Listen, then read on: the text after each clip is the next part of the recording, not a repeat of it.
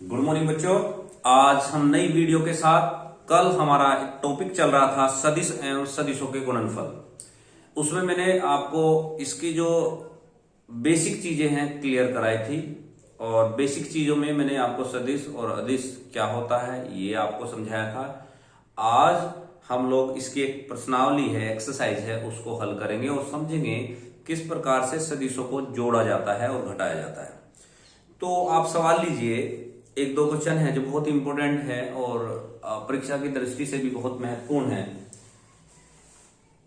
प्रश्न है, त्रिभुज एबीसी की भुजा बीसी सीए और एबी। त्रिभुज एबीसी की भुजा एबी बीसी व सीए, बीसी एबी बीसी और सीए के मध्य बिंदु क्रम से, अब मैं थोड़ा सही करूंगा, यहां बीसी है बेटा, बीसी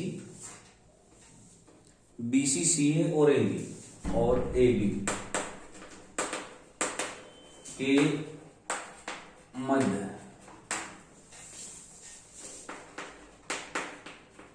बिंदु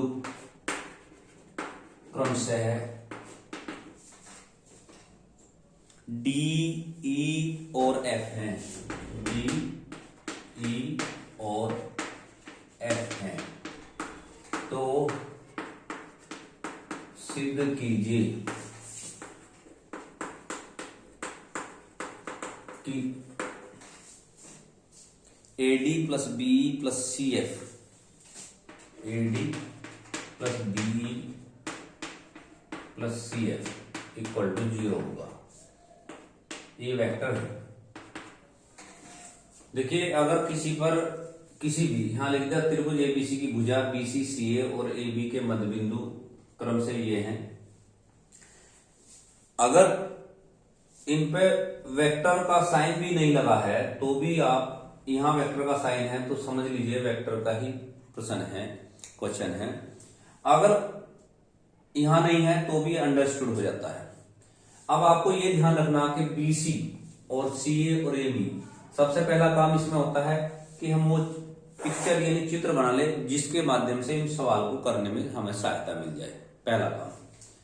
तो हमने क्या किया, ये एक त्रिभुज बनाया, त्रिभुज में A B C, BC B से सी, बीसी का मध्य बिंदु है डी, ये डी हो गया, ई एफ,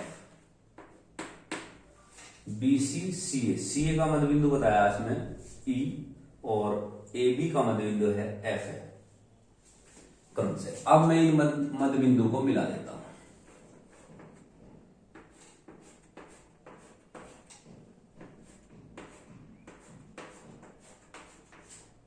प्यारे बच्चों, चित्र आपको समझ आ रहा होगा और देख भी रहे होंगे। पहला काम तो हमारा यही रहेगा। दूसरा काम हमारा होता है कि हम फोकस करें, हमें ज्ञात क्या करना है। आपको ज्ञात करना है AD plus B plus C F, यानी जो माध्यिकाएं हैं, क्योंकि डी त्रिभुज एबीसी यानी भुजा बीसी का मध्य बिंदु है, तो एडी त्रिभुज की माध्यिका कहलाएगी। ऐसे ही क्रम से ए बी माध्यिका कहलाएगी और सी एफ भी माध्यिका कहलाएगी। तो हल जब हम करेंगे तो लिखेंगे AD plus BE plus C F. अब बात करते हैं एडी है क्या है। एडी देखिए, ए डी यानी ए से चल, वेक्टर का मतलब क्या होता है, वेक्टर दो बिंदुओं को प्रदर्शित करता है, पहले को और अंतिम को। और अगर एरो का निशान लगा है तो ये दिशा को प्रदर्शित करती है कि हम इस दिशा में चल रहे हैं या जा रहे हैं। एरो का मतलब दिशा होता है। अब ए से अगर हम ए बिंदु से डी पर पहुंचे तो ए से डी तक पहुंचने में दूसरा रास्ता हम कौन सा अप्लाई करें। दूसरा रास्ता हमारा बनता है A B plus B D.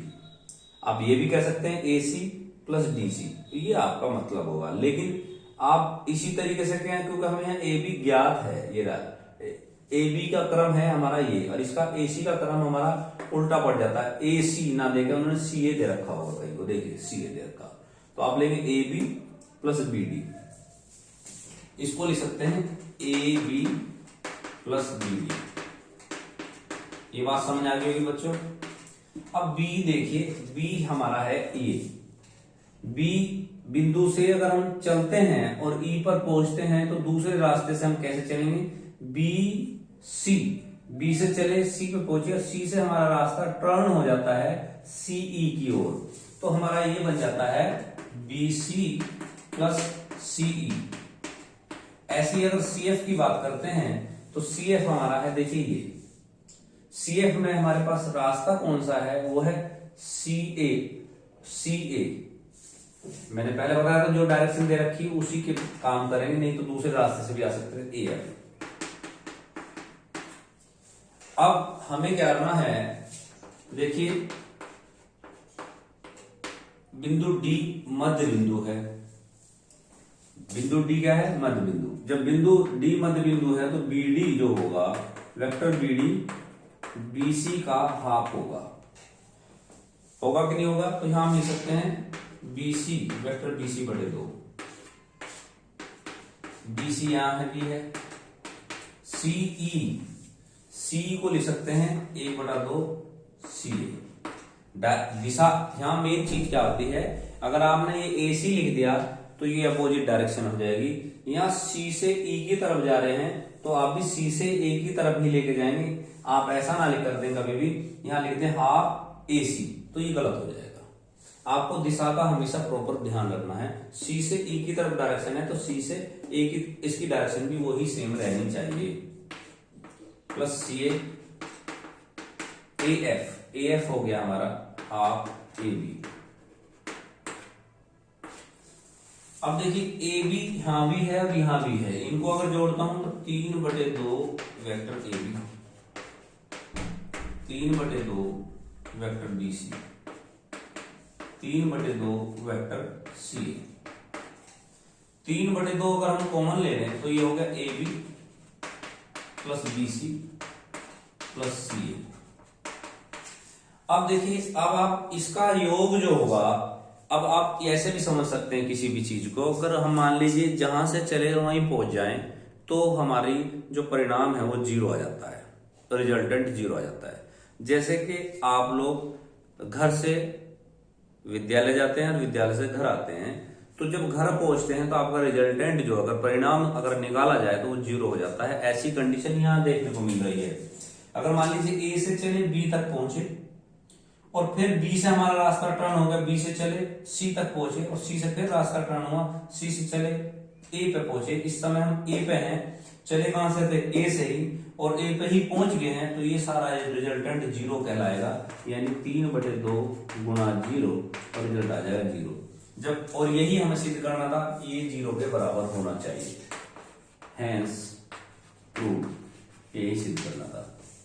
तो इस तरीके के सवाल आप लोग हल करेंगे, और भी इसमें बहुत ही महत्वपूर्ण प्रश्न आपके दिए गए हैं, मैं उनको भी आपके सामने आपको बताना चाहूंगा। जैसे अब आप देखिए, एक चतुर्भुज एबीसीडी है तो सिद्ध कीजिए B A plus B C plus C D plus D A बराबर होगा 2BA के। वो भी आप समझिए कैसे आप करेंगे।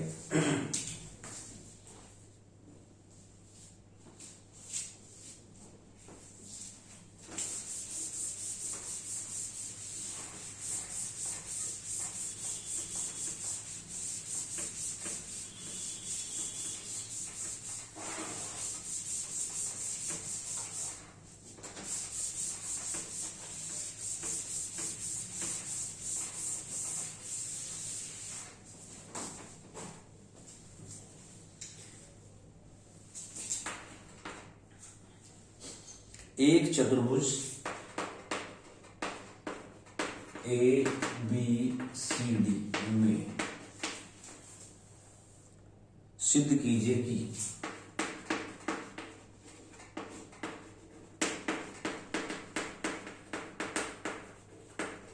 कि B A plus B C plus C D plus D A, C D plus D बराबर 2BA, ऐसे इसमें कहा गया है। कोई भी चतुर्भुज ABCD आप बना सकते हैं या आप इसी से इसको हल कर सकते हैं। ये सवाल भी 2008, 9, 10, 12 में आया हुआ है, तो सवाल इसी माध्यम से आपके पास पहुंच भी जाएंगे, आप लोग नोट कर लेंगे। आपको ये भी ना लगे कि मैं कौन सी बुक से, मैं विद्या प्रकाशन की बुक से बच्चों पढ़ा रहा हूं। एनसीईआरटी जब ये कंप्लीट हो जाता है वेक्टर, तो एनसीईआरटी के सारे क्वेश्चन कवर हो जाएंगे ऑटोमेटिक। आप बिल्कुल परेशान ना होइए, फंडामेंटल चीजें समझिए, यानी हमें करना कैसे है। ऐसा मत लगिए कि जो सवाल मैंने यहाँ समझाया वो आपको वहां मिल रहा है तो आपको अच्छा लग रहा है। आप सिर्फ क्लियर कीजिए कि हमें कैसे जोड़ना होता है। एक तरीके से हम यहाँ सदिशों को जोड़ रहे हैं। अब देखिए यहाँ BA, तो अब हम अगर मैं लेफ्ट हैंड साइड की बात करता हूं, BA ये तो हमें सीधी करना है राइट साइड में, इसको तो हम छेड़ेंगे नहीं। तो हमने क्या किया, हमने यहां से लिया BC प्लस CD, इन दोनों को मैंने एक साथ ले लिया। BA अकेला है, बाद में बात करेंगे इससे। ये क्यों लिए, हम उन दो वेक्टरों को साथ साथ लेंगे जिनकी अंतिम और प्रारंभिक बिंदु, इसका अंतिम बिंदु और इसका प्रारंभिक बिंदु दोनों मैच कर रहे हो। अगर इन दोनों को भी साथ ले सकता था, अगर मैं चाहता, तो इसका अंतिम और इसका प्रारंभिक बिंदु साथ साथ है, तो मैं इसको भी साथ रख सकता था। बात क्लियर हुई, लेकिन मैंने इसको ही साथ रखा। तो अब आप यहां समझिए, अगर एडिशन आपको क्लियर करना है, तो B से अगर हम चले हैं, C से हम टर्न हुए, और टर्न होने के बाद अंतिम बिंदु D पे अगर हम हैं, तो ये बीच वाला जो पार्ट है ये तो टर्निंग पॉइंट कहलाएगा वेक्टर की दृष्टि से। तो परिणाम ही हमारा जो होगा वो होगा BD, यहाँ BD होना चाहिए। अगर बात क्लियर नहीं होनी तो आप ऐसे समझिए, मान लीजिए कोई इस तरीके से B, C और D, तीन बिंदु अगर हमारे दे रखे हैं, हमारा प्रारंभिक बिंदु ये है और हमने चलना प्रारंभ किया। मैं कॉमन बात बता रहा हूं जो दैनिक जीवन में हम लोग रोज करते भी रहते हैं। बहुत सारे रोड टर्न होते हैं, चौराहे वगैरह आते हैं, और उससे हम इस रोड पे निकल जाते हैं। वो हम दैनिक जीवन में हम देखते भी हैं कि हम लोग कैसे टर्न होते हैं, रोड एक दूसरे से लिंक होते हैं। मान ली B बिंदु से हम लोग चलना प्रारंभ करते हैं, चलते चलते हम C बिंदु पर आते हैं, तो यहां से हमारा रोड टर्न हो जाता है D की तरफ। तो जहां हम पहुंचते हैं, लास्ट बिंदु जहां हमारा होगा, प्रारंभिक और लास्ट बिंदु को ही हम परिणामी कहेंगे, रिजल्टेंट कहेंगे। और यानी हमारा रिजल्टेंट आता है BD, और ये हो गया BD। ऐसे आप यहां हमारे पास DA बचा था, इसको फिर आप ऐड करेंगे, BA प्लस B से चले DA पॉइंट हो गया, तो ये हो गया BA, आपका हो जाता 2BA राइट हैंड साइड। इस तरीके से आप एडिशन करेंगे, और बहुत सारे प्रश्न इसमें दिए हुए हैं, बहुत ही महत्वपूर्ण क्वेश्चन है। मैं उनको धीरे धीरे आपको समझा रहा हूं, आप समझ इसे क्लियर कर लीजिए पूरे टॉपिक को। कोई समस्या अगर आती है तो बाद में मैं आपको अपना नंबर भी इसमें लिखूंगा, आप नोट कर लेंगे, और उसी के बेस पे और बहुत सारे क्वेश्चन आप फोटो खींच के भी मुझे भेज सकते हैं। उसके लिए मैं एक जनरल वीडियो बनाऊंगा, और उसी वीडियो के माध्यम से आप लोग अपने डाउट्स क्लियर कर लेंगे। सवाल देखिए, समषष्टभुज ABCDEF तो सिद्ध कीजिए।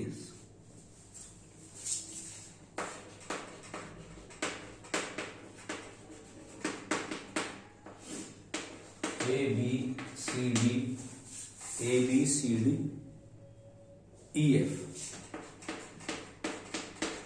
है, मैं सिद्ध कीजिए, मैं सिद्ध कीजिए कि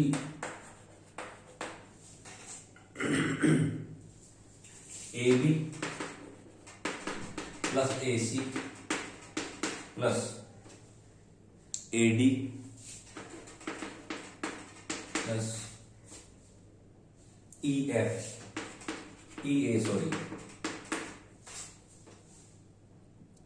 FA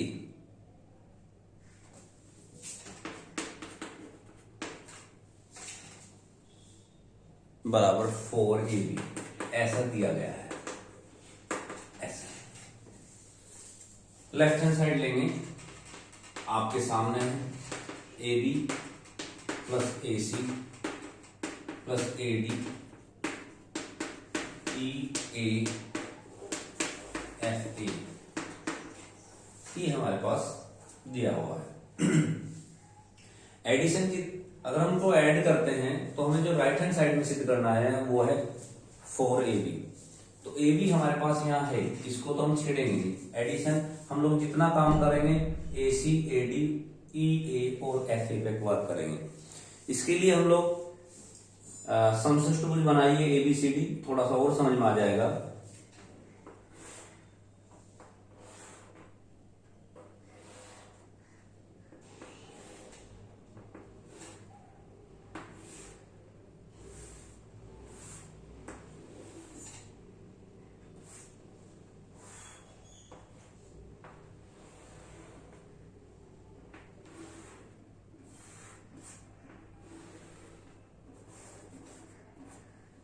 ए B C D E F, इसमें नाम आया ए सी, ए सी है, ये ए सी है। ए डी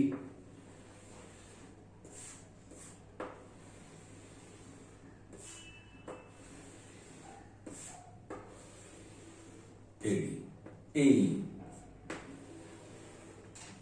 ये नाम हमारे पास आए हैं। अब हम लोगों को ये ऐड करने हैं, तो ऐड करने के लिए हमें क्या क्या करना है वो आप ध्यान से देखेंगे। हमारा क्या चीज मैच कर रही है क्या नहीं, इसका हमें ध्यान रखना है। अब आपने ए बी को एज इट इज रखा, आप अंतिम और प्रारंभिक बिंदु को मैच कराएंगे। पहला काम हमारा ये रहेगा। एफ ए के साथ, एफ ए के साथ अगर मैं ए सी ले लूं तो एफ सी हो जाएगा।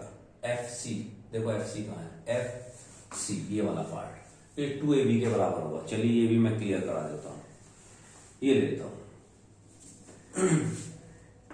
देखिए इसका अंतिम बिंदु ये है और इसका प्रारंभिक बिंदु ये है, ऐसे इसका अंतिम बिंदु ये है, प्रारंभिक बिंदु ये है, तो ई डी, तो मैं इसको इसके साथ लेता हूं एफ ए प्लस ए सी, मैंने इसको ऐसे लिख लिया। एफ ए अंतिम था ये और इसका यहां से प्रारंभ हो रहा था। आप ये भी कह सकते हैं कि सर ये क्यों नहीं लिया, हो सकता था ये भी मैं ले सकता था। ये आपका हो जाता है, अगर मैं इससे इसको लेता एफ डी, एफ डी कहां है ये, इसका इससे कोई मैं रिजल्ट नहीं निकाल पाता, मेरे पास रिजल्ट नहीं बनते। तो मुझे ये भी ध्यान रखना है कि किसके साथ मुझे क्या वेक्टर ऐड करने के बाद जो ज्योमेट्री पढ़ी है, ज्योमेट्री से मैं क्या निकाल सकता हूं, क्या मैं सिद्ध करने में, ये भी हमारा, क्योंकि ये लॉजिक है और ये लॉजिक भी हम साथ साथ अप्लाई करते रहेंगे और इसी से हमारे सवाल भी निकलते हैं। अब हमारा ये बनता है E A plus A D, A B, F से ए बिंदु तो हमारा अंतिम बिंदु सी है, तो परिणामी हमारा बनता है एफ सी प्लस इसका E D, A B plus F C. F C जो होगा ट्वाइस ए बी होगा, प्लस ई डी जो होगा वो होगा ए बी के इक्वल होगा।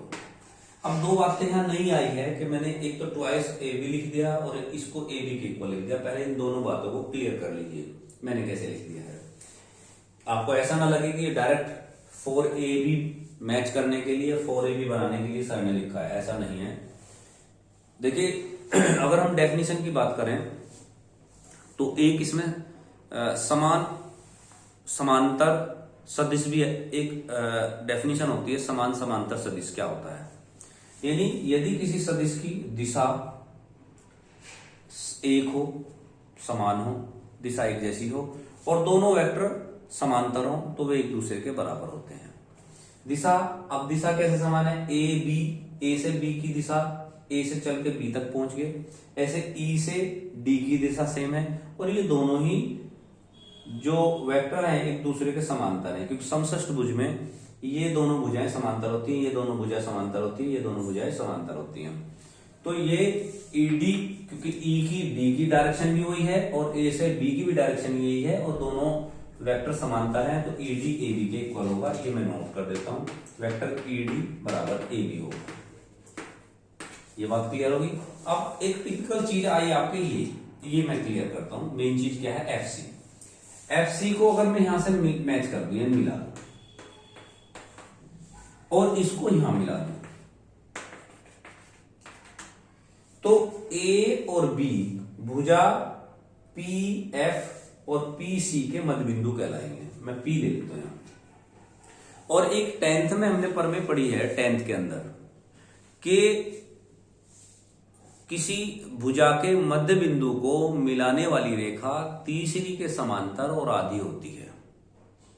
एक प्रमेय है, किसी त्रिभुज में दो भुजाओं यानी दो भुजाओं के मध्य बिंदु को मिलाने वाली रेखा तीसरी के समांतर और आधी होती है। ये प्रमेय है, ये समरूप त्रिभुज में प्रमेय आती है। तो ये त्रिभुज बन जाता है एफ पी सी और ए बी, ए और बी, एफ पी और पी सी के मध्य बिंदु हैं। ए बी इन दोनों को मिलाने वाली रेखा है। अब प्रमेय के अनुसार किसी त्रिभुज में दो मध्य बिंदुओं को मिलाने वाली रेखा बनती है ए बी, वो तीसरी रेखा के समांतर कहलाएगी और आधी होती है, वो इससे आधी होती है। यानी एफ सी जो ए बी जो होगा, ए बी छोटी रेखा है, ए बी जो एफ सी बाई 2 होगा, एफ सी बाई 2 होगा। अगर हम एफ सी की बात करें, ये ए बी बराबर एफ सी बाई 2, या आप कह सकते हैं एफ सी बराबर 2 ए बी। तो मैंने यहां 2 ए बी लिखा, तो तीनों को जोड़ने के बाद 4 ए बी आता है और यही राइट हैंड साइड है। मैंने इसको स्टार्टिंग में महत्वपूर्ण प्रश्न इसलिए बताया था कि इसमें दो चीजें आपको अप्लाई करनी, दो टेक्निक लग रही है। एक ये प्रमेय लग रही है, एक ये समान समांतर वेक्टर लग रहे हैं। दोनों बातें ध्यान रखनी है, इसीलिए इस सवाल को भी नोट करेंगे अपने नोटबुक में। और बोर्ड के लिए एक अलग से नोटबुक बनाइए और उसको अंडरलाइन करते जाइए सवालों को, और जो महत्वपूर्ण प्रश्न रहेंगे होंगे वो और मैं आपको क्लियर करा देता हूं, आपके और अच्छे से समझ में आ जाए। अब आप आइए, नेक्स्ट एक इंपॉर्टेंट क्वेश्चन है, इसे भी देख लीजिए।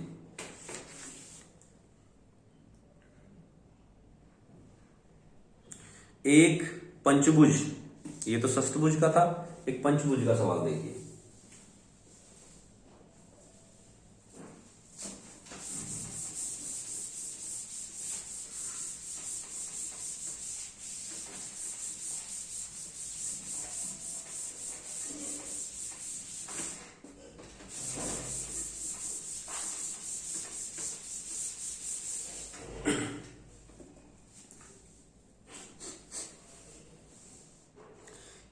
ए बी सी डी ई एक पंचभुज है।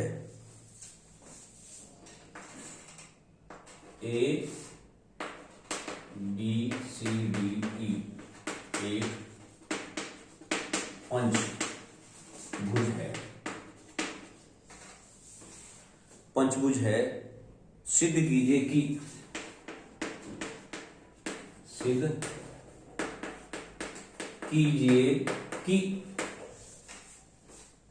A B A B C, A B A B A B C, B C D C E D और ए सी का परिणामी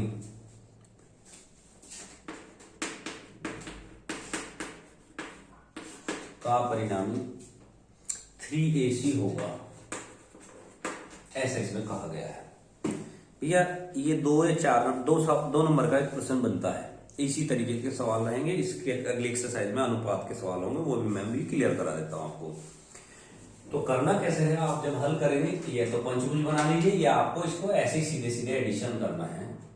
ए B plus A E plus B सी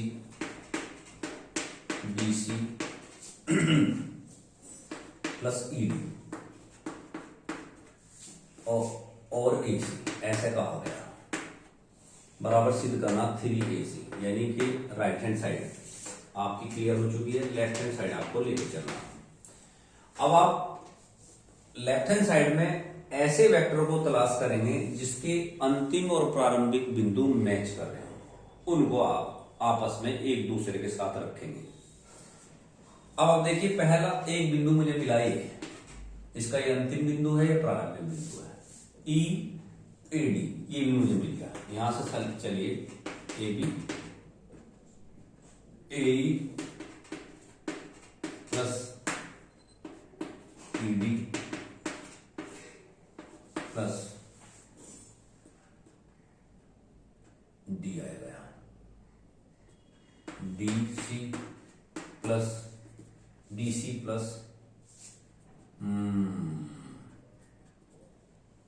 सी, नहीं, एक और मिला था मुझे, ए सी इसका अंतिम बिंदु है और प्रारंभ हो नहीं रहा। इसका एक और मिला था, चलो खैर अभी नहीं मिल रहा है, मुझे दिमाग में भी नहीं आ रहा है। जो मुझे मिला है मैं पहले इसको कर लेता हूं, बी सी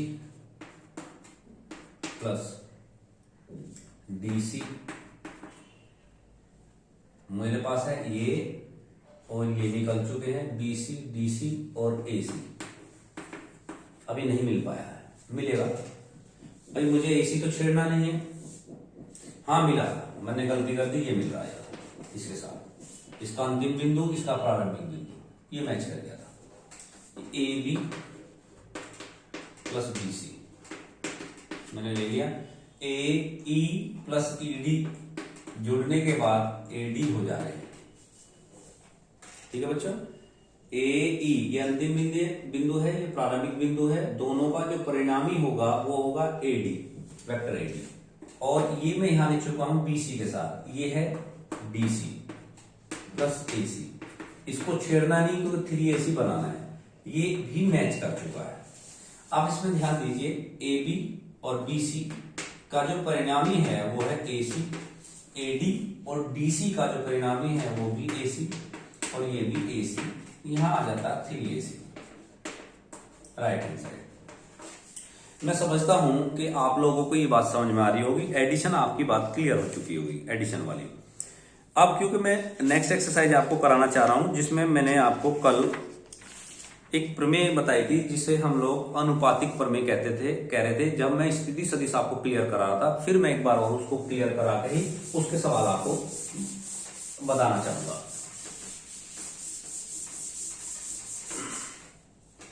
मैंने एक बताया था कि हम यदि दो बिंदुओं का पोजीशन वेक्टर निकालते हैं या पोजीशन चेक करते हैं, तो मान लीजिए एक वेक्टर है ए और बी, इसका पोजीशन है ओ बिंदु से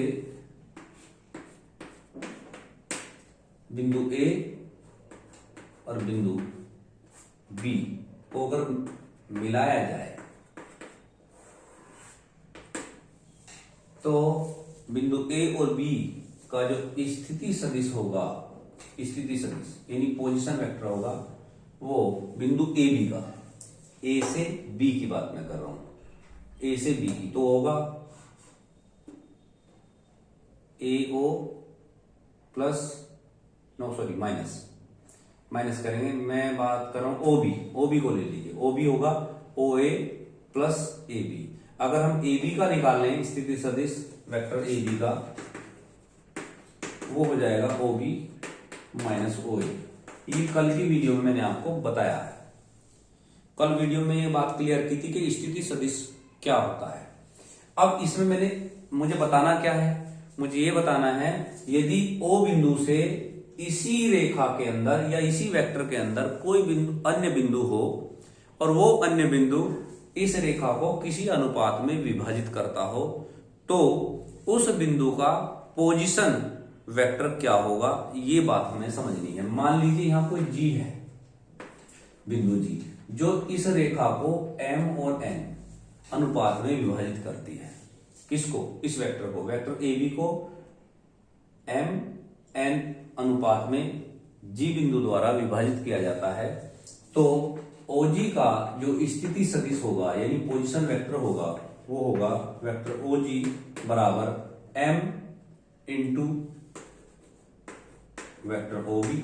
आप ध्यान रखेंगे इसका अनुपात इसके साथ और इसका अनुपात इसके साथ होगा plus N into vector O A upon M plus N ये रहेगा। यानी हम ओजी का जो पोजीशन वेक्टर निकाल पाए हैं तो वो क्या बनेगा? वो ये बनेगा यदि कोई रेखा किसी बिंदु द्वारा विभाजित की जाती हो। अंत्य विभाजन एक बाह्य होता है, एक अंत्य विभाजन होता है। दोनों बातें मैंने कल आपको क्लियर की थी। अब ऐसे ही सवाल हम लोग अब यहाँ करने जा रहे हैं। बहुत ही महत्वपूर्ण प्रश्न आपके यहाँ रहेंगे, उनको ध्यान में रखते हुए कुछ सवाल, कुछ इंपॉर्टेंट क्वेश्चन जो है मैं आपके सामने बोर्ड पर समझा रहा हूं। बाकी के जो प्रश्न रहेंगे वो आप अपनी बुक में एग्जाम्पल को देखकर करेंगे। देखिए 2-3 इंपॉर्टेंट क्वेश्चन है। पहला एक प्रश्न है, यदि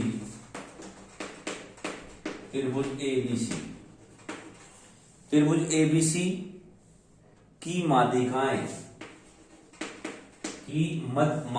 बिंदु जी पर मिलती हैं, कि माध्यिकाएं बिंदु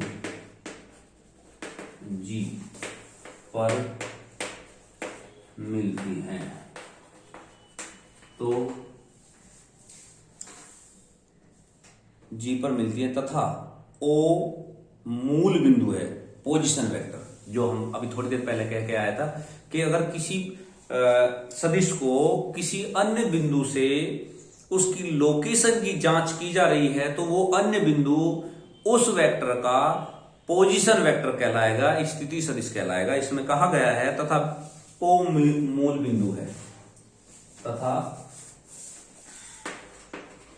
ओ मूल बिंदु है, मूल बिंदु है यानी कि यहां से इसको देखा जा रहा है। तो सिद्ध कीजिए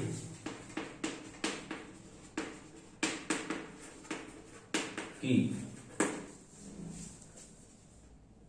ओ A plus O B plus O C, O A plus O B plus O C बराबर 3 ओ जी, ये आपको सिद्ध करना है।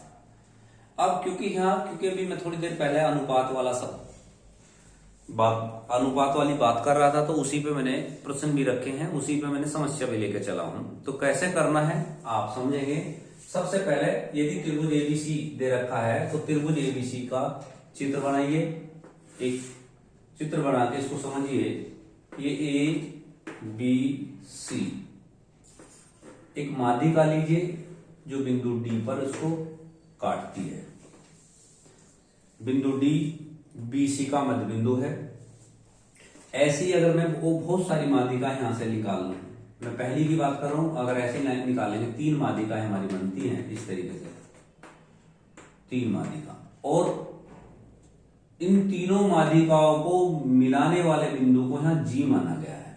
कहा गया है माध्यिकाएं बिंदु जी पर मिलती हैं। ये सिद्ध करना है ओ ए। ओ एक ऐसा बिंदु है, मान लीजिए ओ को मैं ऐसी जगह सेट करूं जो तीनों को, ये मान लीजिए यहां ले लेता हूं ओ, जो सबकी एक पोजीशन सेट करता है।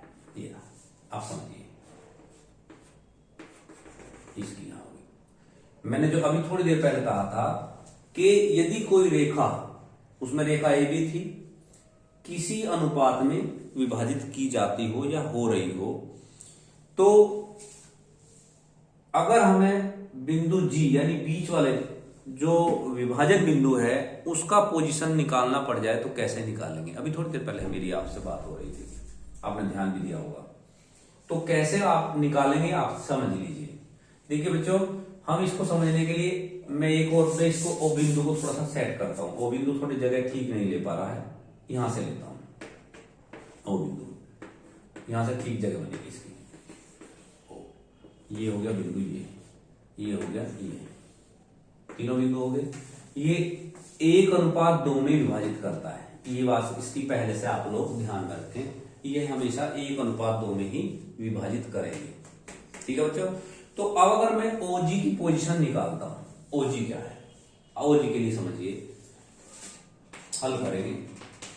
OG वेक्टर OG बराबर होगा, OG ये है, अनुपात 2:1 है।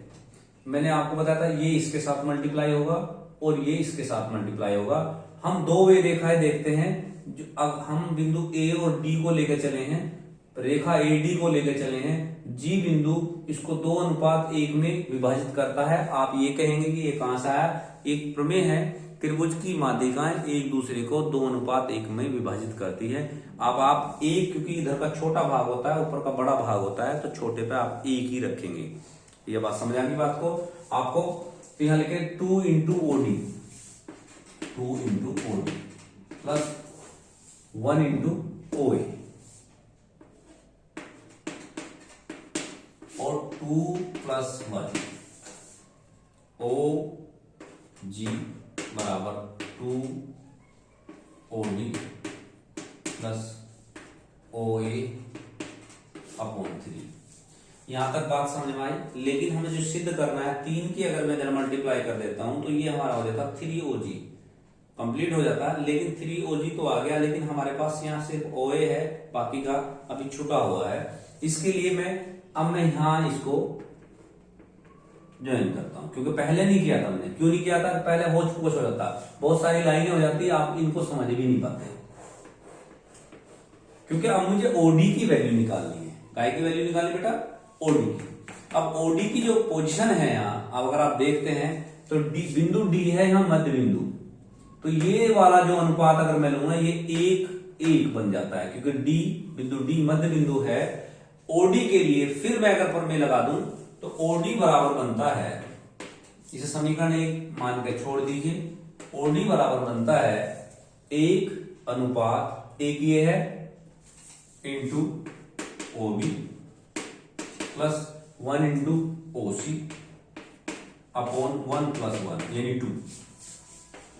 OD बराबर OB प्लस OC बराबर 2।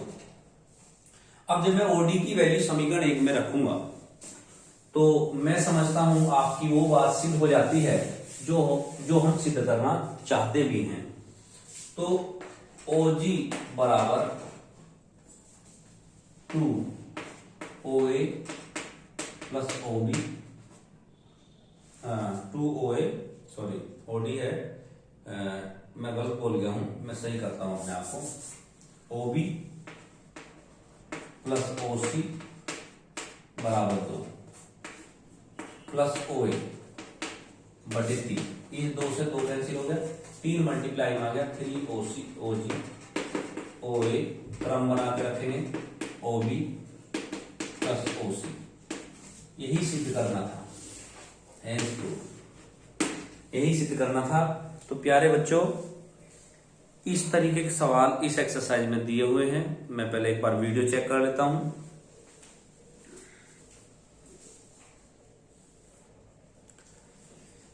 प्यारे बच्चों, इसी तरीके के सवाल इस एक्सरसाइज में दिए हुए हैं और मैं इसके साथ एक वीडियो और बनाऊंगा। अभी इसे पूरा नहीं हुआ है टॉपिक, मैं इसीलिए इसको वीडियो को स्टॉप करने चाहता हूं, क्योंकि काफी लंबी हो जा रही है और उसके बाद ये डाउनलोड होने में दिक्कत आती है। तो आप लोग इन सवालों को हल कीजिए, और कोई बात समस्या बनती है तो आप मेरे नंबर पर, जो मैं नंबर भी लिख रहा हूं यहाँ 9720365204, ये मेरा व्हाट्सएप नंबर भी है, इसे सेव कर लीजिए। इस पर फोटो खींचकर सवाल भेज सकते हैं, उसकी मैं एक वीडियो बना के दूंगा।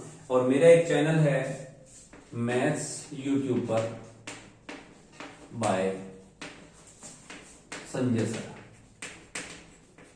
के नाम से, इस चैनल को सब्सक्राइब कर लीजिए बेल आइकन को दबाकर, ताकि प्रत्येक वीडियो को आपको नोटिफिकेशन मिलता रहे, सूचना मिलती रहे, और हमेशा आप लोग जुड़े रहिए। बहुत सारी चीजें इसके बाद और स्टार्ट की जाएगी, 12th के बहुत सारे इंपॉर्टेंट क्वेश्चन भी इस पे स्टार्ट किए जाएंगे। धन्यवाद बच्चों। पढ़िए, बहुत ध्यान से मेहनत कीजिए। 12th जो सेक्शन होता है, 12th का सेक्शन एक ऐसा सेक्शन होता है जहां से आप लोग टर्न करेंगे अपने लक्ष्य की तरफ, क्योंकि आपको जो करना है इसी क्लास से डिसाइड करना होगा और यही क्लास आपका टर्निंग पॉइंट होगा। जैसे कि मैंने वेक्टर में आपको बताया था, आपका परिणाम क्या होना है वो आप पे आपकी दिशा और दशा दोनों पर डिपेंड करेगा। मैंने बार बार इसमें जब एडिशन सिखा रहा हूं तो एडिशन में ये बात भी आपको क्लियर करा रहा हूं। जैसे मान लीजिए ए से चले, सी पे पहुंच गए और फिर बी पे पहुंच गए और यहाँ सी तक पहुंच गए, यानी बी हमारा टर्निंग पॉइंट है। ए से हम चले थे, ए हमारी पहली क्लास है, बी हमारा टर्निंग पॉइंट है। बी को आप 12th मान लीजिए इस समय, यहां से आपको टर्न होना है और वो टर्निंग पॉइंट कैसा होगा वो डिपेंड करेगा परिणाम पर, यानी एसी पर डिपेंड करेगा, इस बिंदु पर डिपेंड करेगा। इसलिए वेक्टर के माध्यम से भी मैं ये बात बताना चाहता हूं कि बी पॉइंट जो आपका टर्निंग पॉइंट है, यहां से आपको टर्न होना है और टर्निंग पॉइंट आपकी ही अनुसार होगा, वो किसी और के अनुसार नहीं हो सकता। हम तो वीडियो से या ऑफलाइन ऑनलाइन होकर आपको ये सारी चीजें बता सकते हैं, बाकी सारा काम आपको करना है। जितनी भी आप मेहनत करेंगे उतना ही आप सफल भी होंगे और आप अपने सी बिंदु यानी परिणाम तक पहुंच जाएंगे। इसी के साथ बेस्ट ऑफ लक बच्चों, तैयारी करते रहो, आशीर्वाद हमेशा हमारा साथ रहेगा। धन्यवाद।